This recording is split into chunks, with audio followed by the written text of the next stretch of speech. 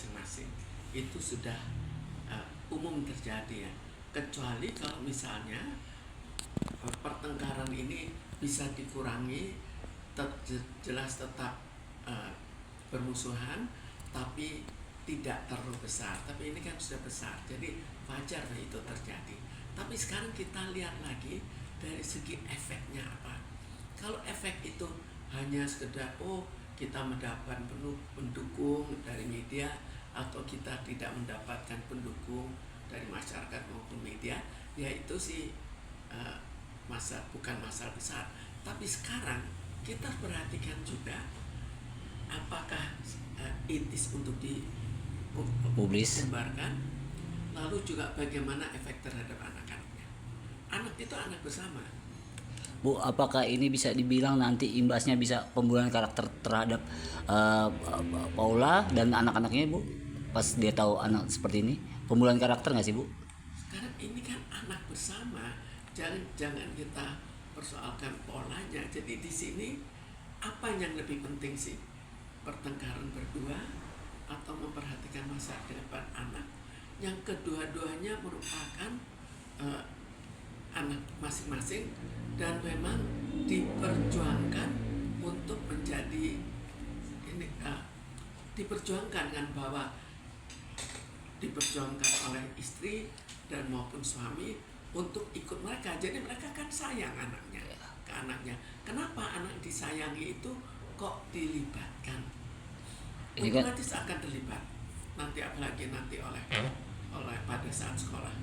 Bu, kalau Baim ini kan udah melakukan pengecekan ke psikolog di luar juga nih terkait yang disebut oleh pihak Paula, katanya dia mengidap NPD. Tapi ternyata hasil dicek di luar negeri sana dibilang tidak ada menunjukkan si Baim ini NPD. Berarti Paula ini lebih ke playing victim nggak sih, Bu? Ya sekarang tinggal Paula membuktikan. Kalau dia berhasil membuktikan, terserah dia lagi. Apa karena dendamnya dia mau pengadilan lagi karena mencemarkan nama baik, itu terserah masing-masing. Tapi sampai sekarang kan kita juga belum mendapatkan bukti yang pasti bahwa dia memang menderita penyakit itu. Nah, si Paula saat ini pun juga dia muter, Bu, podcast di mana-mana. Itu nutupin bentuk rasa kecewanya dia sehingga dia baru berani speak up dengan lewat podcast atau seperti apa sih? Jadi di sini ada kemungkinan bahwa tinggal kemungkinan ya atau tidak. Jika memang mengidap, maka sebetulnya jalan keluarnya mengekspos saja. Ini loh bukti bahwa saya tidak mengidap. Jika memang mengidap, bagi dia sudah terlanjur diumumkan, ya barangkali sekalian aja dia speak up. Karena sebelumnya tidak speak up. Kenapa kok sekarang tiba-tiba berubah? Apakah sudah putus asa sekalian diumbar-umbar? Kalau dari hasil podcast yang kita dengar sih, Bu, katanya selama ini dia tidak diberikan kesempatan untuk berbicara. Jadi setiap mau ngomong kepotong, nggak ada kesempatan gitu, Bu. Ya itu juga salah satu kemungkinan. Tinggal sekarang setelah ini dimanfaatkan, itu yang menjadi, dan manfaatkannya itu untuk sekaligus ya membalas dendam lah. Gini, sejauh mana sih masyarakat itu perlu memahami perbedaan antara fakta, media terverifikasi dan rumor dalam dokumen pengadilan? Jadi itu kan tersebar, itu sejauh mana sih masyarakat memahami itu? Sekarang gini, kalau itu disebarkan oleh hakim atau staf pengadilan, maka itu melanggar etika. Jadi jika itu terjadi, maka hakim-hakim harus diajarkan lagi etika. Terlalu banyak etika yang mereka langgar. Atau mereka memang menganggap sudah super berkuasa sehingga nggak peduli melanggar atau tidak, pokoknya dia senang ya dia umbar-umbar tanpa juga memperhatikan kasihan orangnya atau kasihan anaknya. Berarti informasi kesehatan pribadi itu nggak boleh ya dalam ranah hukum Indonesia gitu disebarkan? Sebetulnya kalau ini kan sesuatu yang tidak. Sekarang gini, pertengkaran untuk dalam hal perceraian itu kan juga sidangnya tertutup. Kalau sidang tertutup artinya apa? Ya nggak boleh. Bukan tertutup di sini akhirnya hakim bisa speak up di luar.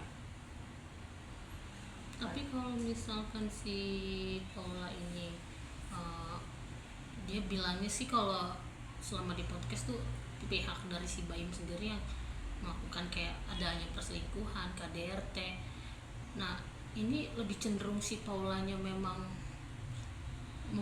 sama-sama kayak setipe lah Bu, kayak Baim saling membongkar aib atau seperti apa sih Bu? Jadi sebetulnya dua-duanya kan kelihatannya dalam bentuk dendam sehingga akhirnya membongkar aib, atau kedua-duanya ingin mengekspos ekspos kejadian-kejadiannya. Jadi kalau misalnya seperti itu kan kita juga tidak tahu apa tambahan dari apa kenyataannya atau betul-betul kenyataan yang diucapkan. Dan saat ini anaknya juga masih ada di posisi di Paula Bu, belum dikembalikan ke Baim, sudah 11 hampir 2 minggu. Ini biasanya anak bakal terganggu juga nggak sih Bu dengan kondisi perang orang tua ini gitu? Umumnya akan terbawa. Jadi umumnya kalau sudah perang kan dia juga akan tidak sebaik kalau tidak perang dalam menghadapi anak. Kan juga ada perasaan tidak senang dan ada perasaan wah ini orang tuanya kok begini, akhirnya dia apa misalnya merebut anaknya, tidak mau memberikan kesempatan pada anaknya, itu kan juga salah satu yang membuat anak itu dipisahkan. Itu efeknya kurang baik karena dia sebelumnya mencintai bapaknya kemudian dipisahkan. Baiknya walaupun mereka berpisah, biarkan anak itu kita asuh sebaik-baiknya dalam segi mental, walaupun itu sebagian hak asuhnya diambil oleh suami. Apa sih dampak psikologis yang dialami Paula ketika isu soal privasi tentang HIV tersebar di media massa? Jelas siapapun kalau sudah tersebar itu merasa kurang enak ya. Apalagi di Indonesia ini tidak terlalu terbuka untuk menerima orang-orang dengan penyakit tertentu. Jadi Bu, bagaimana sih stigma HIV itu memperparah keadaan korbannya sendiri gitu? Sekarang ada sebagian yang menghindar. Jelas banyak orang yang sudah bertanya, wah ini nular nggak? Banyak bertanya dan akhirnya banyak juga yang menjauhi diri. Coba kalau kita dijauhi oleh orang-orang, kira-kira akan bagaimana? Oke. Bu, berarti ini kan tadi berbicara mengenai anak juga ya Bu, untuk psikiater